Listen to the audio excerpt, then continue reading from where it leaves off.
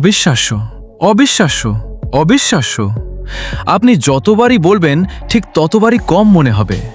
ভারতের জয়ের পথে যেন একাই কাঁটা হয়ে দাঁড়ালেন শ্রীলঙ্কার সোনাল দিনুশা।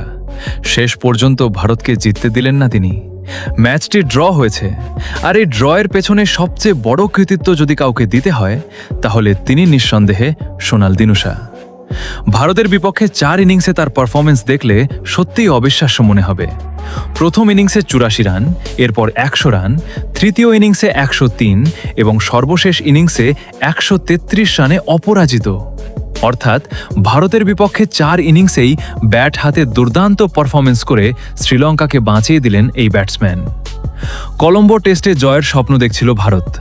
অধিনায়ক শুভমান গিল থেকে শুরু করে ঋষভ পান্ত ও গৌতম গম্ভীর সবাই হয়তো ভেবেছিলেন জয়টা এখন সময়ের ব্যাপার, কারণ শেষ দিনে ভারতের প্রয়োজন ছিল মাত্র 4টি উইকেট। শ্রীলঙ্কার হাতে তখন স্বীকৃত ব্যাটার বলতে মূলত ছিলেন একজন, সোনাল দিনুশা। তাকে আউট করতে পারলেই ভারতের জয় প্রায় নিশ্চিত হয়ে যেত। কিন্তু দিনুশা যেন অন্য কিছু ঠিক করেই মাঠে নেমেছিলেন। ভারতের বোলারদের একের পর এক আক্রমণ সামলে শেষ পর্যন্ত ম্যাচটাকে ভারতের হাত থেকে ছিনিয়ে নিলেন তিনি। একসময় যেই ম্যাচে শ্রীলঙ্কার হার অপরচুনিটি প্রায় নিশ্চিত মনে হচ্ছিল, সেই ম্যাচই শেষ পর্যন্ত ড্র করে মাঠ ছাড়ল তারা। সবচেয়ে অবাক করার বিষয় হল, ভারত প্রথম ইনিংসে 503 রানে ইনিংস ঘোষণা করেছিল।